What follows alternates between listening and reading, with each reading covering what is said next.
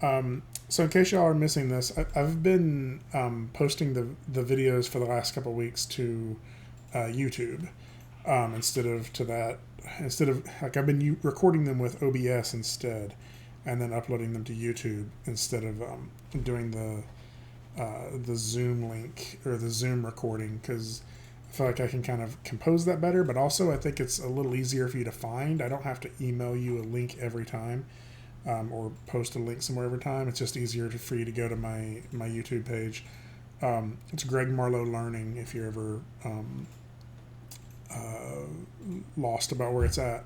Like and subscribe. That's what I'm supposed to say about my YouTube page, I think. So I have a YouTube page. yeah, but you never promote it though, Chris. What are you posting on your YouTube page? I have a bunch of just kind of like me talking about like various topics videos. The most recent thing I'm doing is I'm doing like a comical summary of a Shakespeare play. I wanted to get it done by the end of October, but Hey, Mike, welcome. I wanted to get done by the end of October, but I was only able to get the first act done by the end of October, so I'm going to be see if I can finish that over November. Hey, I can see you. Which play? Mike and Teresa, hi. The Scottish play, the one that I can't say the name of because of theater tradition. Hi. Nice. Well, feel free to share that in the links. I'll follow you. I follow all sorts of stuff. Okay. We follow one person who opens up, unboxes toys, and that's it. Like, he just unboxes toys. That's my wife. If you need me to mute, I can. But, so we're trying to get some furniture delivered today, and they were like, "Yes, it'll be delivered today. So take off from work, so you'll be there to pick it up." And then they haven't delivered it, so we don't know what's going on there. So, hey, there's Chris. I am going to subscribe. There we go.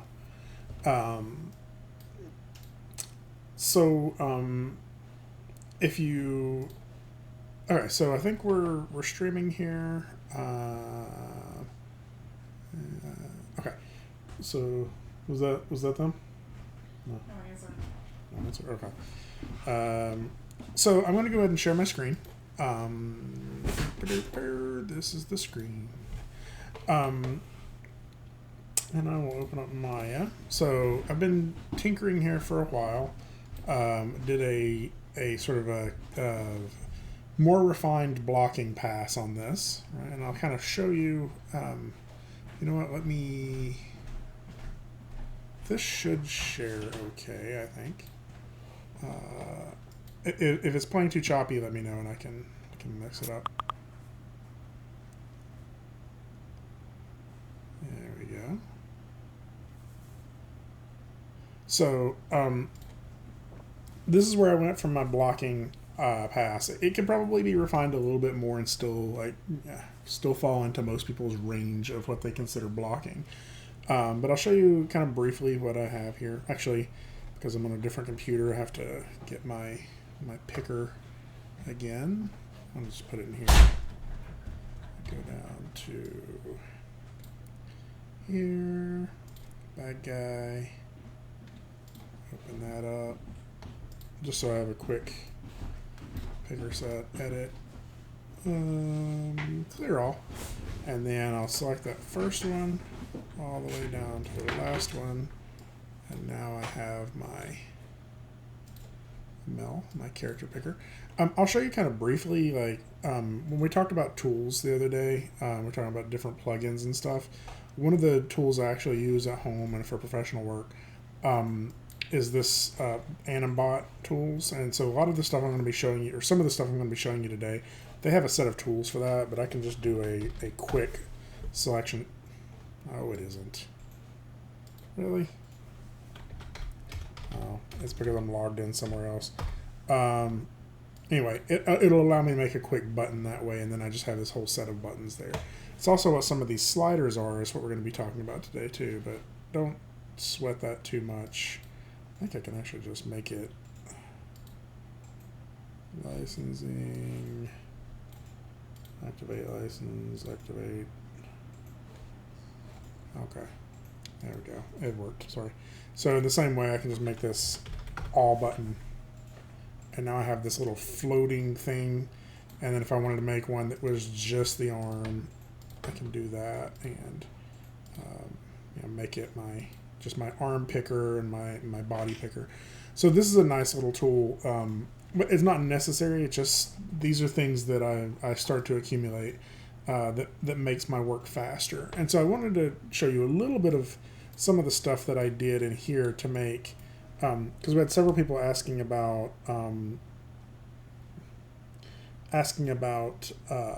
the way we would do this walk part of the blocking, right? And I wanted to kind of show you like what I really did is pretty much two poses. I have my my left leg up, or I guess it's my right leg up, and then my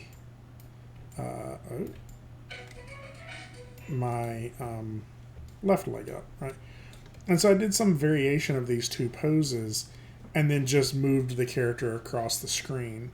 And then one of the things I did with that is if you select like his hip control here, I went in here and did a animation. I'm sorry, I'm in the wrong menu. Animation, visualize, create editable motion trail. Right? And that way I could kind of sort of get an interesting arc through that. And it also let me, why is my background selectable? I don't want it to be. And it also allowed me to see sort of the spacing of how he was moving, so I could adjust how big of these steps I want it to be. So considering like he goes from here to here in a single step, right? That means that's going to have to kind of be like a bounce hop, right? And so I kind of timed it out. I said, this is where I want him to end. And I was able to use those two poses and sort of space them out through here. And all they really are my passing poses, right? So I think the next thing I would do, and this some people maybe would have already done this to call it blocking, is I would go through here and get my halfway point pose where he's jumping up in the air a little bit, right? So it's like a sneak jump, for lack of a better way of phrasing that, right? But what this allowed me to do is sort of plan out the path I want him to take, right? And from my camera view, it's a little bit more appealing to have it go in that arc than just straight away from us. You'll kind of see, like he kind of goes wide and then he kind of cuts back in and then cuts back out wide again, right? And so this arc kind of helped me make something that made sense, but still allowed me to be able to visualize it, right? And to space it out to where I'm not just eyeballing it, right? This gives me some more information. So I'll show you, when we talk about this, we said blocking is the pass where if I were to just show this to someone, they would understand what's going on, right? And so we should have it now to where my character sneaks in, right?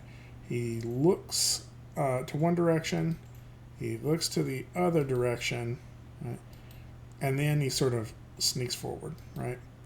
And so hopefully you could just watch these poses. I got 1, 2, 3, 4, 5, 6, 7, 8, 9, 10, 11, 12, 13. So 14 poses for me on this. And one of them I think people would even say wasn't maybe necessary. Like, so I have this pose where he comes in, right? And then for a while I just had him up against the wall here, right? I added this pose because I did think it was necessary, partially for performance. Because I wanted to show that he was hitting the wall with this hand first and sort of unfurling up against the wall, right? That was just some stuff I saw in my reference that I liked. And I think that this pose made it clearer that this is the first point he contacts the wall. Even if it's not 100% perfect contact there, like to me, this is that piece of information. It's also the point where his back is kind of turning to get against the wall, and then he hits here. And so I think in this stretch of time between 50 and 58, he's going to kind of roll out up against that wall. And I'm going to kind of use that to sort of, I just liked how that looks in the reference. And then there's this long period of time here where, for the most part, all we really need to know is he's looking in one direction, right? And then he turns and looks in this direction. And then he turns back to this direction before he starts walking. So to me, this is enough for blocking. That I could show this to a complete stranger, and, particularly a stranger who's an animator, or somebody who's just not familiar with a shot, and they could watch this shot and say, oh, I get what you're going for there, and they could give me meaningful feedback based off of that, right? I recognize that it's not... oh, I'm just checking the class. So we got quite a few more people here. Sorry for any confusion if you didn't get the email in time. Sorry about that. I'm recording the video too in case you missed anything at the beginning. But so I think this would work for blocking. Some people's definition of blocking is different. Some people like to have every pose that they're going to ever set, and they like to call that blocking. To me, blocking is the root of that comes from, like, the root of that phrase comes from, like, sculpting or from even from drawing, that you block out the forms, right? That if you're doing a drawing of a character on a background, that might just start as you drawing some general shapes in there, and just sort of, rough shapes that you can get in there kind of quickly. This is the skeleton to the drawing. Or if you're doing a sculpture and you need to, start with a very weird shaped rock and you're hoping to get a human figure out of that, well, you have to knock away the big chunks that are not necessary, right? To start breaking that down into the core shapes, right? Well, that's what blocking is here. You'll hear people use blocking in terms of modeling as well. That maybe modeling for a car is just a couple of boxes you're putting together to get the right proportions, right? You're blocking it out to make sure that it's successful at the fundamental levels, right? Well, for us as animators, these clear poses are the elements of that, right? That I could just do a slideshow of these poses and people would understand the story, right? Whereas they maybe wouldn't if the character just sort of slid in, like how it was in layout was maybe still a little more confusing. And I think also not just the story, but the physical action, right? Like it's important to block out the point where contact happens, like where this hand touches, right? Frame 50, that is when I want that to happen, and I have to nail that down. And frame 58 is where I want the back to hit. Now, frame 80 is where I want him to definitely be looking in this direction. So we have all of that nailed down on these key frames. The next part becomes a little bit less of defining those hard moments and more of defining the transitions between moment to moment, right?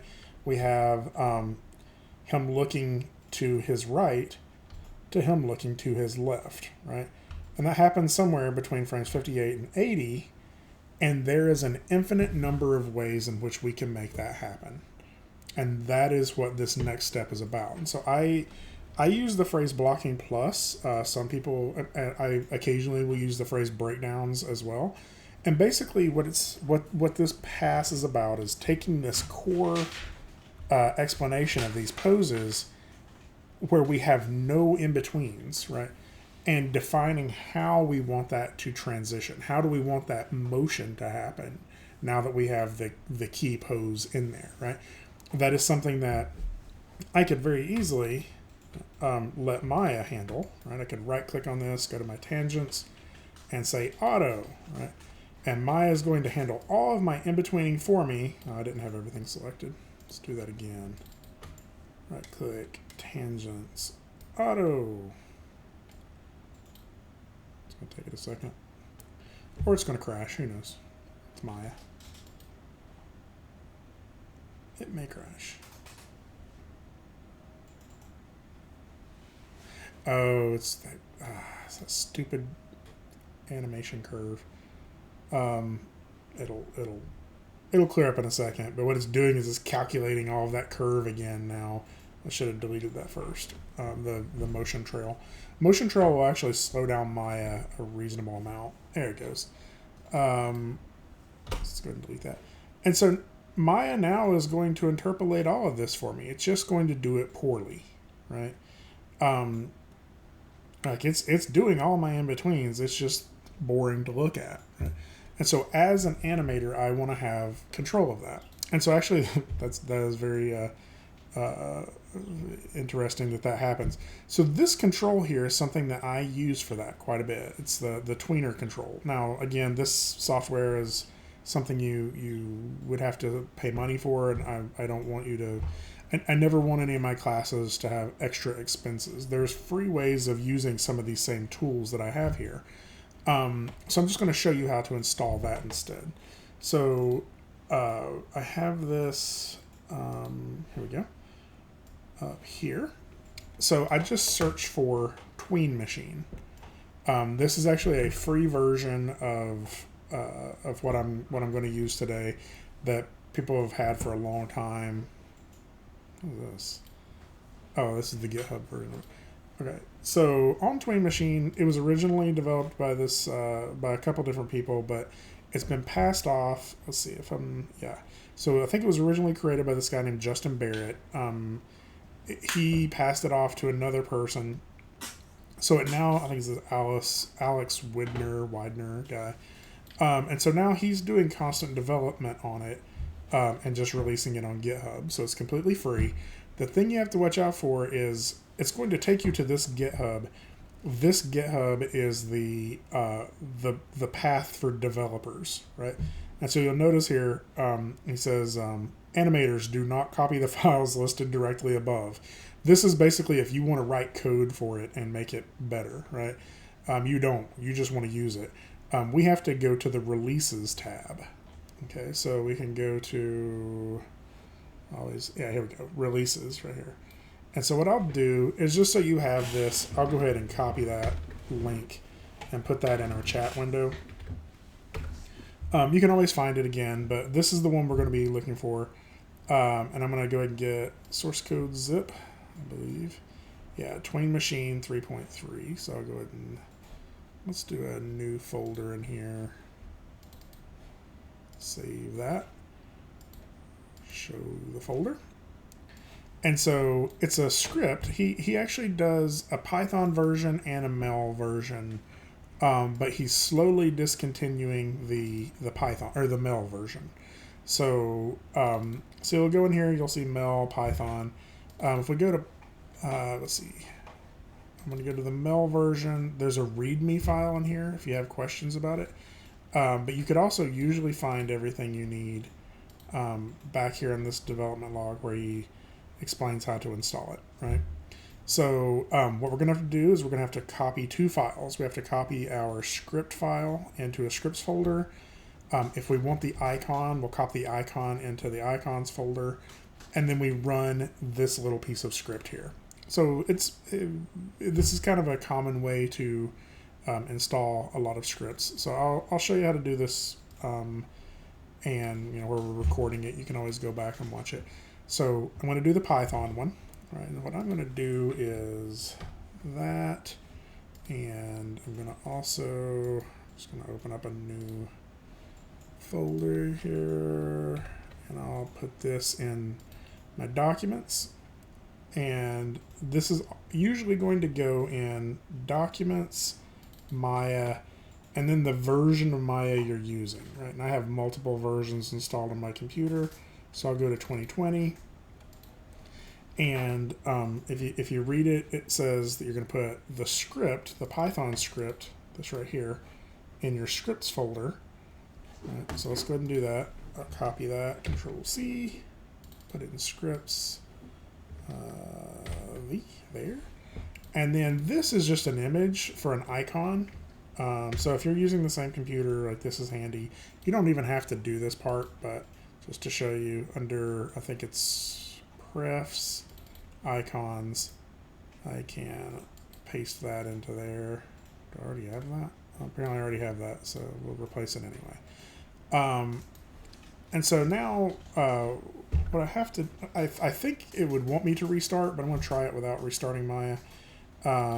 If you look in here on the GitHub, it says we just run this little piece of script. Import Tween Machine, tweenmachine.start, open close brackets. So I'll tell you what I'll do. I'll paste that in here too in case you're needing it.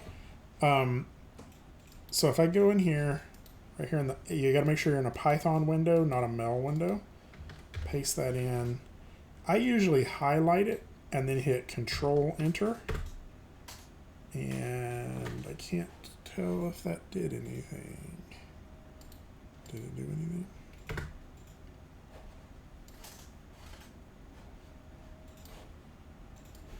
Can't tell. It comes on my other screens. I didn't get an error, so that makes me think it worked, but I also don't see it.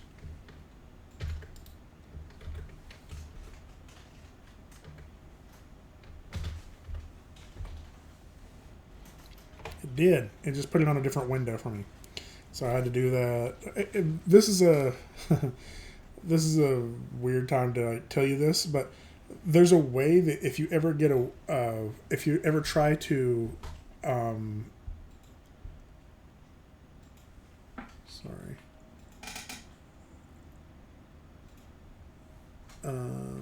If you ever try to get or open up a window and it opens on a monitor that you don't have, right? Like it literally is off screen here and you don't have a monitor to that direction. There's a trick to how you can get that back. So this is just kind of FYI. If you hit Alt Space, so you tap that, it brings up this window, even if it's off screen, right? And then you hit the letter M for move, right? And so now we're in move mode, right? But it still wants us to click it with the mouse. So we can't click it with the mouse because it's off our screen. But if I tap any arrow key, it will lock it to my mouse. And so without having to click anything, I can move my mouse and drag it back on screen. So kind of quickly again, that's Alt Space, M, and then an arrow. So again, I will write that over here in the thing if you ever Alt plus space M any arrow move your mouse. Okay, so sorry, that was a tangent, but a very handy tangent, especially if you ever like, I know it's like you'll do it all the time. You're trying to open something and you're like, I know that's open. I can't see it anywhere on my screen. This became an issue a lot in studios because some people would work on their left screen, some people would work on the right screen, and then they would pass off a file to you, and they would have like the material editor open, but it would be on a screen that you didn't have, right? And programmers are like, they'll have like 5 screens and like one of them's like pasted to the ceiling and so it's always weird to get that. So that's a really nice little shortcut. Okay, so here's Tween Machine. What I'm going to show you is I'm going to close that down. So now it's back here. I should be able to just run that script again, and it opens it right there, right? So what that means is that script right there is what launches Tween Machine. So I could drag that and drop that here, and now I have a button to launch that, right? So like we've seen already, though, this is going to start getting confusing when all you have is these icons.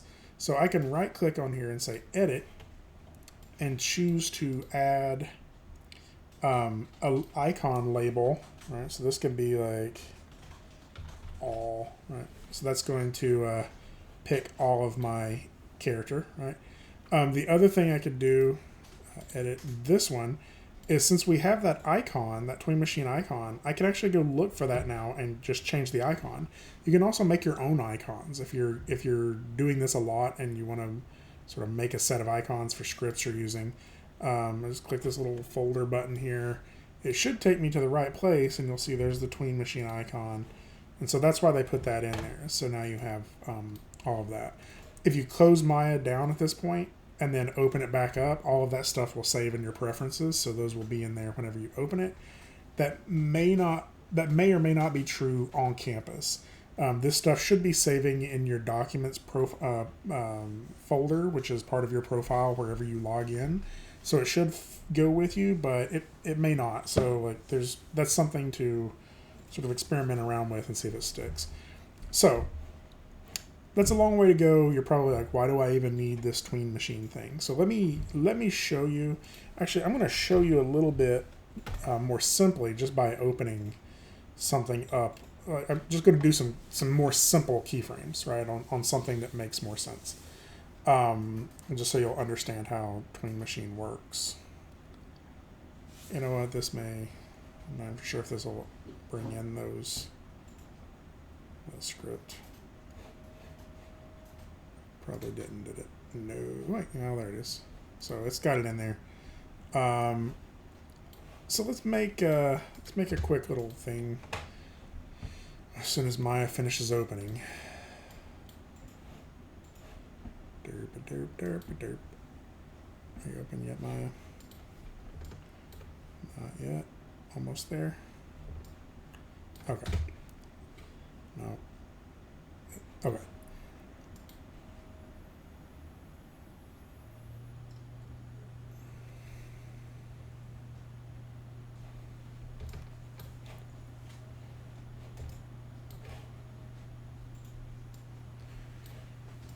There we go. Now we're open. So it didn't bring in my icon, but I still have the Tween Machine button here, right? That's funny. Did it really open it up on a different screen again? It did. There we go. So let me just set a couple keyframes here, and I'll show you how this works. All right. So let's say I have my keyframe here, S, and then on frame 20. I have another keyframe here, right? So what Tween Machine is for setting another key pose in between, right? So let's say, like, when we're talking about breakdowns, what we're saying is I get to control how my object goes from pose A to pose B, right? And there's a lot of different variations in that. Let me do this, make it a little bit oblong, just so we can see that on both of them, right? So I have this shape. I want it to go from pose A to pose B, but like I could do that in a dozen different ways, right? Not a dozen, like literally infinite number of different ways, right? And so this breakdown is how you're defining it. And right now Maya, if it just has to choose what's going on frame 10, it's going to choose the most vanilla answer possible, right? No offense to people who like vanilla, but like there are better flavors out there. So vanilla is the best flavor of ice cream. Bite me. Like I'm sorry. It's just like no. I feel like quantitatively provable that chocolate is better. I'm sorry, Greg. I don't care that you're a professor. I will fight you. I'm just saying, empirical data proves it. Next time I see you in person, I'm gonna throw hands. Okay, even French vanilla is better than vanilla. Okay, I will give you that, but that is a kind of vanilla. Fair enough, but at least we added the word French to it. So, Okay. whatever. You know what I'm saying? Like there's just a lot of choices for how we can make this happen, and Maya's going to choose the simplest. Like it's going to choose the one that has no creativity in it at all, right? So the Tween Machine helps with that, right? Like how we get to control that as animators is we get to change the way it gets from pose A to pose B, right? And so that could be anything as simple as just like adding some angle in here, right? And so now how it gets from pose A to pose B is at least a little more interesting, right? Or we could add a dip in there to go with that angle, right? All of these are kinds of breakdowns. Actually, there's and we can continue to break this down forever because really the two pieces of information we have is the ball is here on frame 1, the ball is here on frame 20. What happens in between there can be covered in all sorts of different types of texture, right? Like we could anticipate instead of starting to move forward immediately, what we could do is basically copy this keyframe there, right? Pull back dip down like this, right? And sort of get like a little bit of anticipation before it goes forward. The same with frame 20. We just know it gets to here on frame 20, but what we could totally do is overshoot frame 20, curl back like this, right? And so now our animation just has a whole lot more options now of what we can do with it.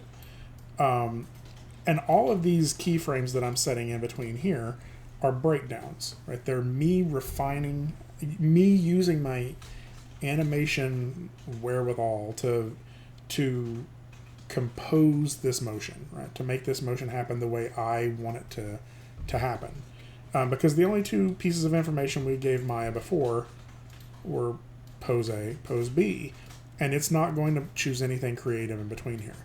Now the Tween Machine isn't going to choose anything creative either, but what it's going to do is it's going to speed up the process of making those in-betweens, right? So like what it totally could be is that this is just a quick dart from point A to point B, right? And if that's the case, like if I just need that to happen over 5 frames, then I can put a frame on frame 15 that is just 100 and, well, that's probably not right. Got to uncheck this overshoot. That is just 100% of frame 1. Right? So what this slider is doing is it is picking a keyframe in between this range. I could say, no, I want that keyframe on frame 15 to be, dead center, so that would be 0, right? And what it's going to do is it's going to put a keyframe that is halfway between pose A and pose B there, right? So what I get is that. But what I'm getting is that on frame 15 instead of on frame 10, right? Maybe I want it to do the other thing. Maybe I want it to be like 99% of pose A, right? So I could do like, let's do more like 95%, right? And what we're going to get is this slow anticipation out and a dart forward. So this may make more sense if we're looking at the graph editor while we're talking about this. So let's go ahead and open that up here. Select this. So what this is doing is, like we have these two keyframes, right? Pose A, pose B. When we're setting this keyframe, it's just doing a percentage of are we closer to pose A or closer to pose B, and you can see that happen in real time. If I drag this out here and release it, it's going to give me something closer to pose B because I'm, think of it this way as like your, right side of your screen or the right side of the slider is 100% pose B, and this is 100% pose A, and this is just going to let you create a keyframe somewhere in between there, right? Now, why I personally like this is because this is really a lot of times all I'm needing, right? A moving hold, like if I just want my ball to kind of hold here for a while and then kind of dart over there, a moving hold is really just a pose that is favoring the pose before it, right? And it's like heavily favoring it. If I do like 90, it's like barely moving and then darts over to here, right? And so I could start to like have that barely moving and then also leaning in just a little bit, right? And so we get sort of this like something like that. And then from there I can sort of start to alter this pose to be what I want it to be, right? So it kind of dips down a little bit, and then through here that's where I could add the maybe I want to favor it a little bit more toward here to make it go faster, dip the head down, right? And so it gets this like dip down and then up to there. So I'll show you something really kind of neat. What it was doing earlier and I didn't want it to. Under options, there's this overshoot option. So that means if I wanted it to, on frame, let's make this a little, let's stretch this out just a little longer so we got a little bit more time here. If I wanted it to, right here, I could have it, instead of doing 100% of pose B, I can have it go past 100%, right? So I can go to 120%, and what it's going to do is it's going to give me a little bit of an overshoot there at the end, right? And then come back to it. And so I can continue to refine this motion however I want to. Right? So this is something that you could do without this tool if you wanted to, and like I've plenty of times have had to. The trick to it is this does save you a little bit of time when it comes to breaking these down, and I use it quite a bit actually. Hey Greg, Yes. I'm having some troubles with my character. Mm-hmm. Every time I set a keyframe, it affects all of the other keyframes and changes the pose on every one of them. And I don't know why it's doing that. Have you created an animation layer by any chance? No, I'm just building off of the layout. So like it's the same rig, same character, and I'll set the keyframe for one pose, you know, and then I'll go to the next and I'll get my pose and then I'll select all and set a keyframe, and it changes every other keyframe that I've made. Like it overwrites it. Let's look at that here in just one. Well, actually, yeah. You want to go ahead and share your screen now? Let me see if I can. Oh, sure. I mean, if you don't mind. No, that's cool. Because I think this is actually a good point that people will be kind of tinkering around with getting that installed if they want to. And I'll show you all in a minute how to do some of those breakdowns. Can you see it okay? Yep. Okay. So I had this one set to the other side. And then this one like this. And then when I set this second keyframe, it changed the first one. So select one of the... It doesn't... I'm not 100% sure you have everything selected, though. It's all highlighted, but it may not all be selected. So select like the character's like root control or like an arm or something. So it looks like none of those have keys on them. So what... That's so annoying. So one of the ways... so over in your outliner, scroll all the way down to the bottom. And then under... Where's it at? Is it sets? Just click the little plus sign under sets right there. Yeah, so hit the plus sign on control sets. So to make sure you're setting a keyframe on everything, make sure you select everything under there. So not just the top one, but that one, and then hold shift and select everything under it. And it looks like what has happened is if you select the base controller, if you select that like placement controller, it's going to set a keyframe. It's going to look like everything's selected, but the only thing that's actually selected is the root controller. Does that make sense? I think so. Yeah. Cool. Let me I'm gonna go ahead and keep let's see. I can stop this. Yeah, I was gonna do the share, but yeah, I can help you work through that. But that's what that looks like is happening. Is even though it looks like it's everything's selected, it's actually not. So okay, so I want to show y'all one more thing, like another way that I find this really useful. This tool. Let's go ahead and make a quick hierarchy here.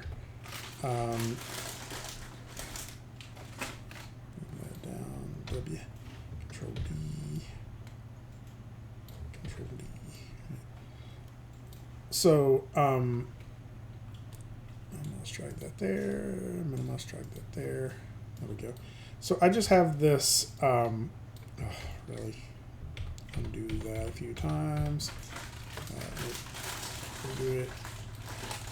Modify, freeze transformations, then I can do that again. Okay. So if I have all that selected, right, I should be able to pose these like a tail or something, right?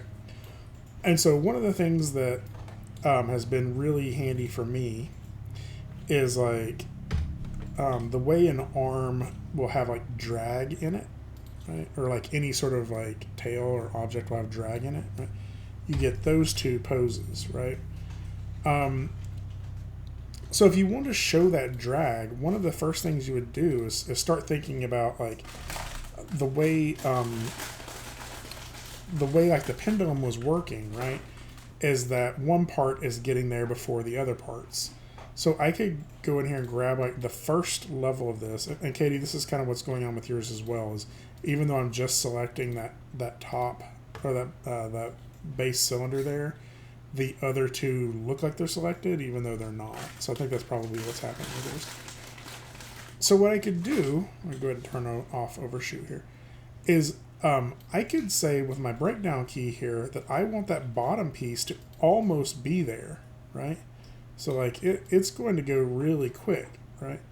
And then these second two pieces, I can have those be way closer to the first, right? Or I could even manually put more drag on them, right? And what we get is this feeling of drag and then it catches up, right? And then you could even continue to do more of that, right? Like this piece here could still be dragging even more. And so you get this like follow through. And when you're doing back and forth on this, you'll really kind of see it. Like if it goes through there and it hits here, and then when it comes back here, if I do that again, right? If I really favor my next pose and drag back this way, I'm going to get this like sort of built-in follow through to it, right? So it's really handy to change those poses. So for me, the biggest benefit though is favoring one pose to the other, right? So again, if I select my entire character here, and I'm really wanting this head turn here, right? See how like drifty and like slow and dull that is? Like really what I could do is I could take 100% for the most part. Let's even go a little further than 100% with my overshoot. I'll do like 100 and like a little bit, 108 of this previous pose, right? And so what he's going to do is he's going to get here to this pose, and then he's going to kind of settle into it a little bit more before making this head turn back this way, right? So, so this is where this is kind of handy, especially like, you know, it allows us to keep these moving holds, and sort of in our next pass, sort of refine our transition timing a little better, right? So now that transition is happening over 10 frames, not like, you know, 22 or something. The other way that this is handy is how he goes from here to here. Like we could have a lot of options for that, but right now it's just this sort of vanilla transition, right? Sorry, Chris, I keep using vanilla. I know it's I don't want to. I'll fight you. Yeah, I don't hate vanilla. I just like it's just never my like preference. Like, it goes well with cobbler if it's got cobbler under it. So I'll show you this. So what I can do is I can make this transition timing wise a little different, right? Okay, I got a curriculum meeting at 2, so I can make this timing wise a little different by having the breakdown here still favor the previous pose, right? So he's still easing out of it and going here, like, so we get this like spacing change in how he turns. I could also do this with different parts of the body, right? Instead, I could make it look like recognize that this is all about intent, like what is the character thinking. So if he's really eager, maybe I want the rest of the body. I'll grab the entire body, right? And I'll keep it over here pretty close to our first frame for a little while longer, right? But the head, I will start to turn it earlier, right? And so what it's going to look like is the head's turning before the rest of the body catches up with it. And so we call that lead and follow. The head is leading, right? And like then I could even have the chest kind of start to do that a little bit too, right? So I get this like head and chest are starting the motion. Well, I got that. That's looking pretty good. But I could like this is really a starting point for me, right? So if I want it to look like the head is leading the motion, it's doing that, but it's doing it in a straight line. Right? It's just kind of twisting around. What I could do is I could dip the head a little bit, right? Maybe I'd put the head down a little bit more like this in my breakdown pose. Again, like this is all about how this is, like you're the one that's in control, and every pose is important, right? So even though the body hasn't started moving, the head can kind of dip here and come on through here, right? If I wanted it to look really urgent, what I could do is go out here. Like I use this to create my moving holds quite a bit. I could go out here and say, how long do I want him to hold this pose where he's looking in this direction? And I want him to hold it quite a while. So I'll actually set this to, take that overshoot off, set that to 100, right? And what I'm going to have him do is, I'm going to kind of ignore frame 80 right now, because that's 100% of what we have on 110, right? The same pose. What I really want him to do is sort of hit this pose and overshoot it just a little bit and then come back.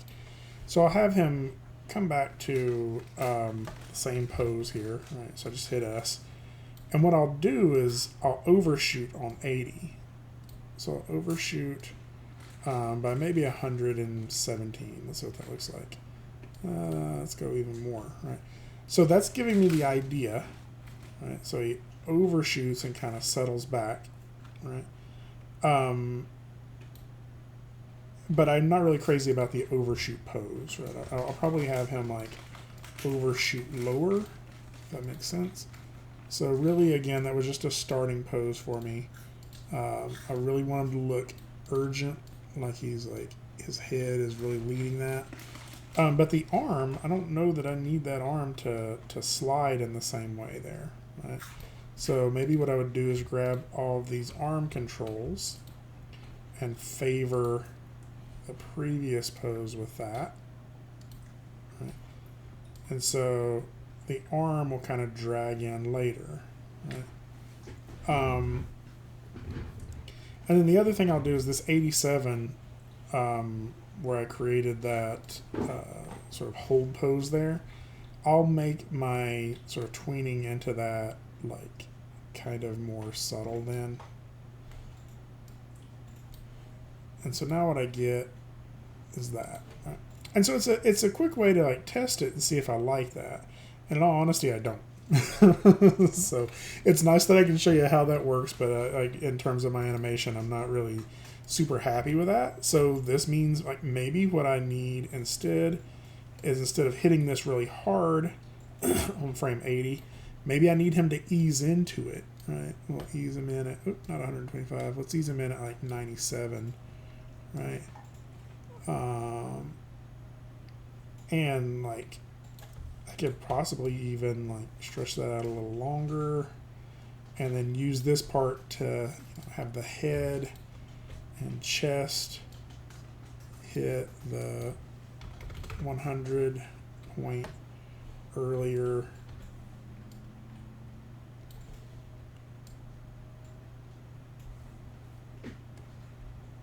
Yeah, I like that. And it kind of eases into it. Let me make sure I got a keyframe on and everything. So that is a big part of this. Even though I'm saying these breakdowns, I still want to make sure there's keyframes on everything, right? And so what this does is it allows me to have control over exactly how I want that transition to happen, right?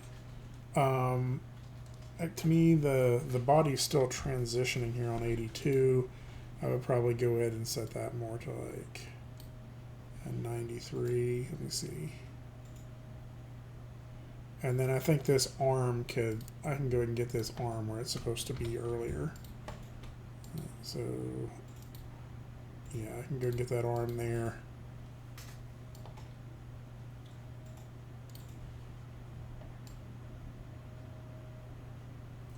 There we go. So another place we could use this. So we'll talk about that arm here in just a second. Actually, no, let's talk about that arm now. This is a good time for it. So you're going to experience a lot of this. Actually, is anybody on Twitter? I'm sure most of you are on Twitter in some way or another. So the graph editor currently has a Twitter page or a Twitter account, and it's absolutely hilarious. But it's kind of an ongoing joke, because like your animation will look great in stepped mode, and then you go to spline and it's a disaster. Everything looks terrible. And this is a good example, right? Like, my arm wasn't doing anything crazy when I was in stepped mode, and now it's like, what is that thing even doing? It's all over the place, right? So this is this is probably, I'm hoping, is the Euler interpolation issue. So if I go to my animation editor, graph editor, you'll see that, like, look at my curves on that arm. Like, they're all over the place, right, through that. And so the way I like to explain this, I'm glad I still have another Maya open, is that there's multiple ways of rotating something, right? Like if I have this donut thing here, right? Let's make it taller so we'll see it. So if I wanted this to rotate to where it was like twisted around pointing in the other direction, let's make this where it makes more sense. All right.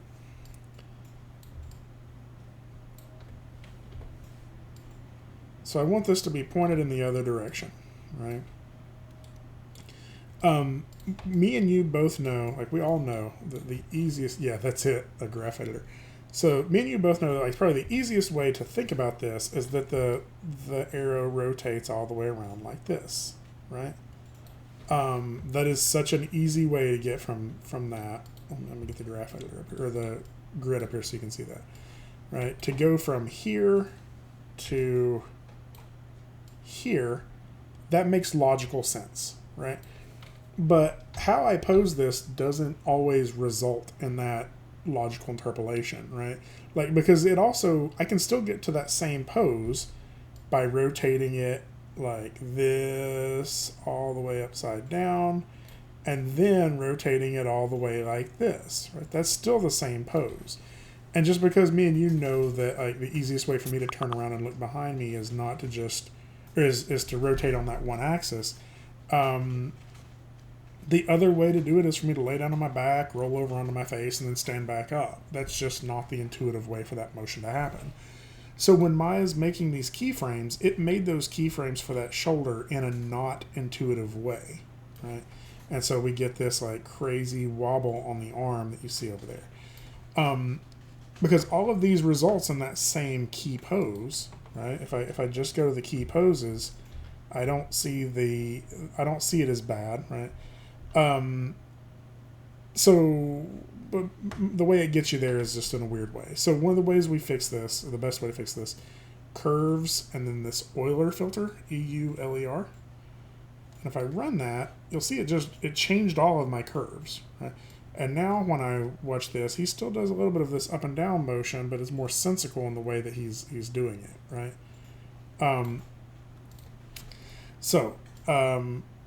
That's nice to have that. So one of the things that so if we still have this entire character in the in stepped mode, this Tween Machine will still work, right? And so that's why some people use it, is if you're in stepped mode. I'll show you this, enable stepped preview, where we only see, pose A, pose B. I can still get a pose C halfway, or an in-between pose here, with the Tween Machine, right? I can still click that halfway through, and it will give me a stepped version of that halfway in between pose, right? So even with this off, I usually use this just to give me like a distance, right? If I know from here to here, I need a halfway point, I can sort of click in the middle of that and get my halfway point and start to get my breakdown key for this. So if it's going to be the up pose for this, like the character sort of leaping through here, what I can do then is use this to help me get some of that information, right? Just to get it to that point. And so my up pose for this character may be something like this. I don't know. I'm going to have to still keep keying it to make sure. But now I can get my up pose for that little hop that he does, right? I don't think that feels exactly right. It feels like he needs to be a little higher still yet. And he definitely needs some stuff going on in his spine during that. Like this. Pull his shoulders up a little bit.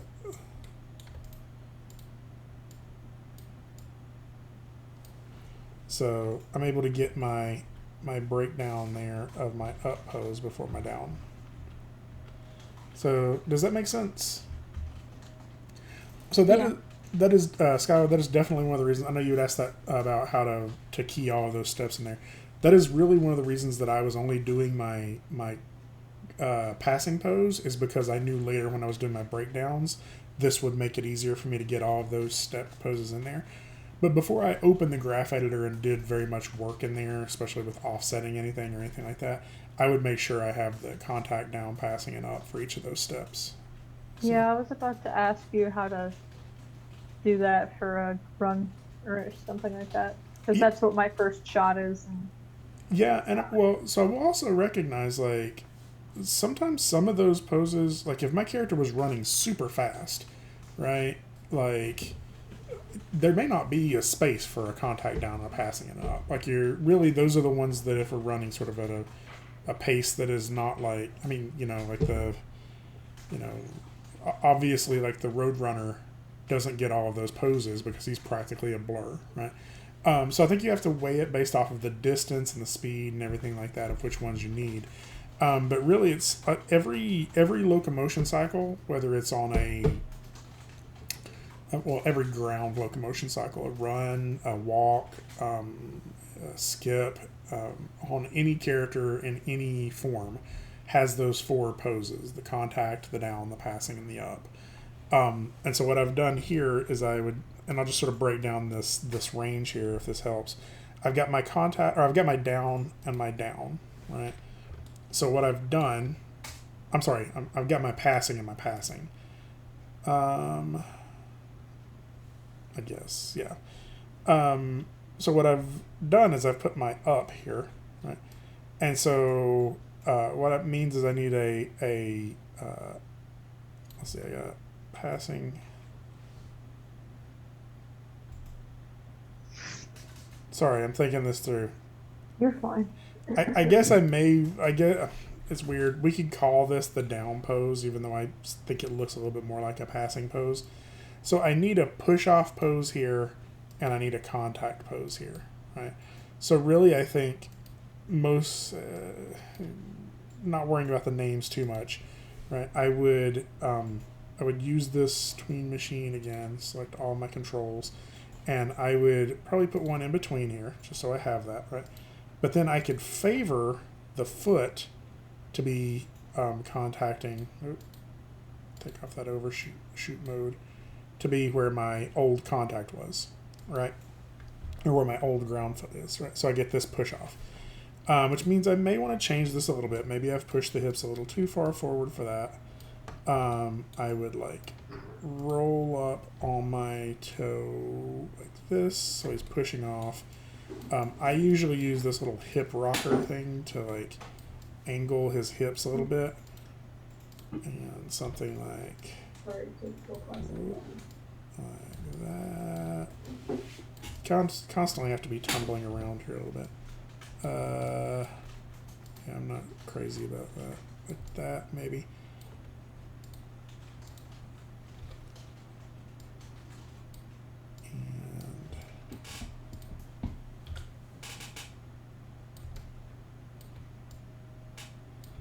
And then, since he's sort of pushing off, I'll sort of bend him down a little bit more. Maybe drag the elbows and the hands just a little bit more. So I know I'm going through these pretty quickly. Let's see. This. Maybe drag the head a little bit. And I just want to make sure I got a key on everything, right? So he pushes off, and then the next thing I want is sort of the point where he contacts the ground, right? All of that. So what I'll do, I'll go ahead and do me another like right in the middle pose, just so I kind of get where his hips are roughly supposed to be. Maybe I would want to favor those just a little bit toward the previous pose on his, yeah, maybe like that. And then this contact foot here, like this is one of the real big benefits for this is I want this pose to be, the foot to be exactly where it is on the landing, right, to match it up. So I can just do 100% of that and it's there, right? I also realize I'm probably putting this in the wrong spot. I need another, let's shift that one more. There we go. And then I can put that, let's see, halfway, just kind of filling it out a little bit. I maybe would roll back on the heel a little bit. I could stretch that hip to be reaching for it. I really don't want to pop my kneecap that much. So I'll get them in there to where it's actually contacting a little bit. We get a little bit of bend in the knee. And then I can rotate that. Again, I gotta kind of keep them in balance as much as possible. All right. And again, he's still gonna be kind of dragging some of this stuff behind for the down.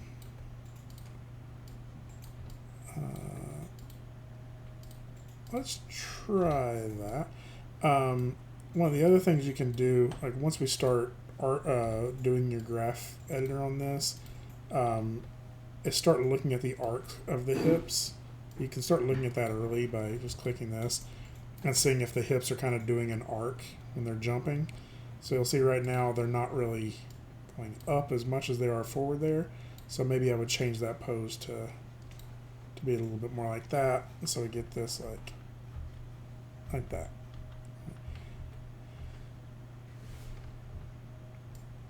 So it's a lot of keyframing. I'm not gonna lie. Like there's this process, and I mean I'm sure you're all, or I guess that's kind of the point of the 3D animation class is to kind of get used to this. But like, you know, animation involves a lot of this, like just a lot of this of going through and setting key poses and like adjusting them and making sure that they're exactly how you want it to be on every frame.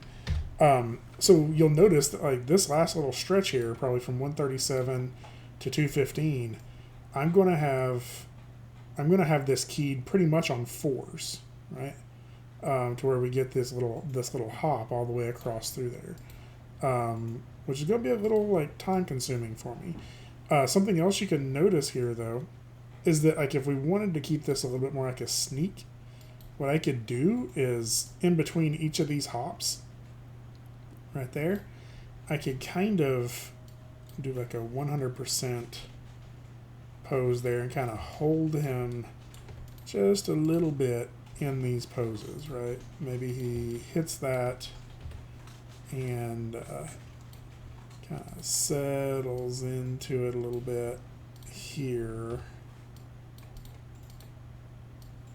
And hopefully you'll notice it here now that he's going to do this like jump, and he lands, and then jump again. And so he's just really just getting this like bunny hop across through here, right? And so like that's going to, you know, factor into, again, some of my arcs and stuff like that. I'm putting that in the wrong spot. Okay. So the sort of the process again, we've got our, you know, reference, we got our layout, and our layout allowed us to sort of really roughly understand what is going to happen based off of composition, right? Composition and overall timing for the whole shot. Then we went through and got our blocking, and our blocking tells us sort of the fundamentals of what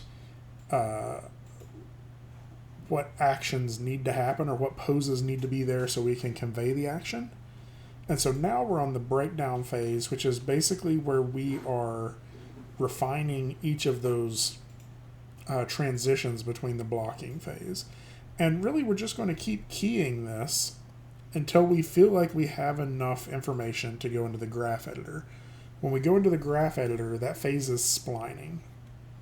And my personal opinion, is one of the hardest things to decide is when you are ready to go into splining. And that is something that that's why you save often, because sometimes you'll go into splining and you'll start editing curves and you'll be like, wait, I need more information in here, right? And sometimes it's different. Like sometimes I go into splining recognizing that my arms are not done, and that once I get to the arms, I'm just going to have to delete some keys and rekey that section, right? Everybody has different workflows for this, but what we're really aiming at, like the point that I'm trying to get to here, is blocking plus, or the breakdown pass, right? And so this is where if you were to pass this off to somebody for feedback, they would be able to give you feedback on your, how stuff is easing, and they'll be able to, like your transitions into stuff, lead and follow. They're going to be able to give you, like, you'll even be able to see a good portion of overlapping action in this. If you really nail this pass, the next pass is actually pretty easy. It's the splining pass is much easier if all of these key poses, or if all of these keyframes are strong and have all of the information in them that you need. Again, everybody has a different level of when they feel comfortable moving into the graph editor. And that's something you kind of have to discover for yourself. Everybody, like you find that out by trying it and seeing which ones you like better. The other thing is watching other people animate, like what I'm doing right now. I know it's not always the most riveting thing to watch somebody else set keyframes, but you learn a lot about how to adapt your own workflow. And really what you're doing here is during your time in these classes, is you're developing the workflow that works best for you as a person, right? And that's going to change too. Like you may have a different workflow 10 years down the road, but that's part of what this is like, how do you adapt these proven techniques and use the mix of those things for the way you animate and for the needs of the shot, right? Some shots will require more detailed keying, some shots will require more detailed graph editor work, and it's sort of learning how to adapt that yourself. So I'll go ahead and stop sharing at this point. Questions? I'm stressed. You're stressed. But I'm actually way at, like, where I'm at right now, you're not scheduled to be there yet, right? I'm working a little bit ahead, but I think it's good to know how to block. I think it's good to see what's going to come next in the blocking plus part, while you're doing the blocking part, right? So I think, if I'm not mistaken, is it a week from today is when we're looking at y'all's blocking pass. Is that right? That sounds right. Let me look at. I'll look at D2L to make sure, but I believe that's right.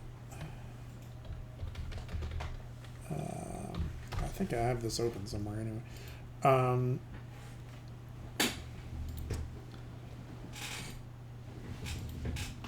So that means I am really showing you today where you're going to be in a week. So don't get too stressed about it. I would say something I have really wanted to, let's see, the blocking plus phase is on the 9th. Yeah, so we have a week before, blocking plus. So I think, like, if you're blocking at that point, if you can get to blocking plus by that point, that would be great. But really, just from here, we're just working forward to getting each shot done. So I do feel like it's, and this is, I recognize everybody's stretched very thin this semester. I do think it's important to just kind of remind you that, like, the amount of hours you can put into this is really significant on how much you actually are able to get done, right? There's not like there's not really a cheat to it. There's with the blocking and all of this posing process, like it really just takes a lot of hours of sitting there and working on it. So I mean, I think looking at your schedules and making sure that you're dedicating enough time to it every week is really like the best advice I think I can give anybody at this point. The more hours you put into it, the more time you get to work through those things, and the further along the shot is going to be. And I know there's some stuff that's just like insurmountable. Like I know you have jobs that you're working and you have to buy groceries, so I understand that. Like trying to find the right balance of that to where you're utilizing your time as well as possible, I think is important. So I guess that's just my reminder to you. I know like that's not where we're seeing each other less on that one-on-one basis. Sometimes in a class I can kind of gauge a little bit more, like, oh, this person kind of let this slip for a few weeks and now they're trying to catch up. It's a little harder for me to tell sometimes. So how overall, like, usually when I ask everybody how they feel in terms of progress, everybody says behind. That's how you always feel in college. I guess my question is, like, do you feel really far behind, or do you just feel a little bit behind? Just overall, everyone. Personally, just a little. Just a little. If you're feeling the really far behind, it's all right. Like, we still got time to work on this. Just a little. So let's we'll just kind of make sure we're focusing on it and continuing to move forward a little bit every day. So lost like a whole week to work on this because of my hand. Yeah. Is that feeling better now? It's starting to. I've been trying to use it during class, but now it's starting to hurt again. Yeah. So I've gone from 30 minutes to about an hour. It's getting there. Yeah. Well, I'll just do my best. yeah, keep. I don't know. You can also try like wrapping it may make it feel a little. But yeah, I have a brace for it, and yeah. warm water helps it relax. Yeah. And not my cat eating my fingers like he is. Stop it, man. Cool. All right, y'all. Well, I actually have a meeting here in a minute, so I'm going to go ahead and wrap it up for the day. And if y'all need any help with anything, let me know, and I can meet with you in the Zoom meeting like tomorrow if you need to chat about anything. So, Thanks, Greg. Thank you. Have a good night.